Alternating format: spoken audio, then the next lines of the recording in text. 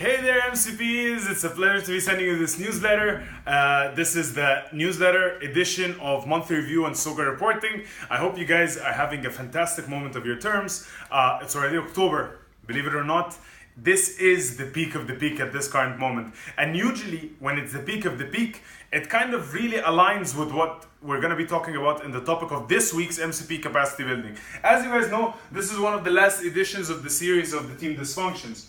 And after what we've been through, we talked a lot about trust, we talked a lot about conflict and how to foster constructive conflict, we talked about commitment, and we talked last week about accountability and how to create shared accountability. And this week we're going to be talking about the top of that pyramid, which is results. And the dysfunction that can usually happen here is an inattention to results, or people's inability to be able to follow through while tracking themselves and holding themselves accountable to a standard goal. When it comes to that element of results, you find that it's broken down into some very simple things.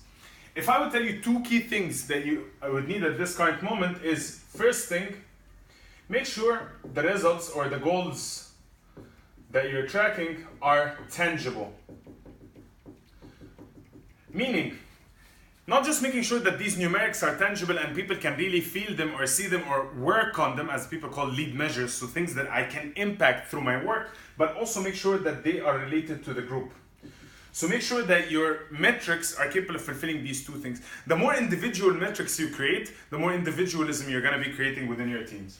The second element is an element of rewarding individuals, but based on group or collective achievement. So you create a reward and recognition system within your team for people that are contributing most towards achieving our common goal as a group, or towards achieving something that was worked on as a project in synergy. And to sum necessarily up your role as a P when it comes to your team dysfunctions, you find that there are very simple tools that can support you in terms of making sure that at the end of the day you're capable of achieving and delivering the results that you want. Look at things such as scoreboards, which is easier said than done, and making sure that the results are always public and real. And what I mean here by public and real is that everyone is really held accountable to them.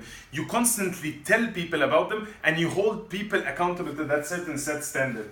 Because at the end of the day, as a leader,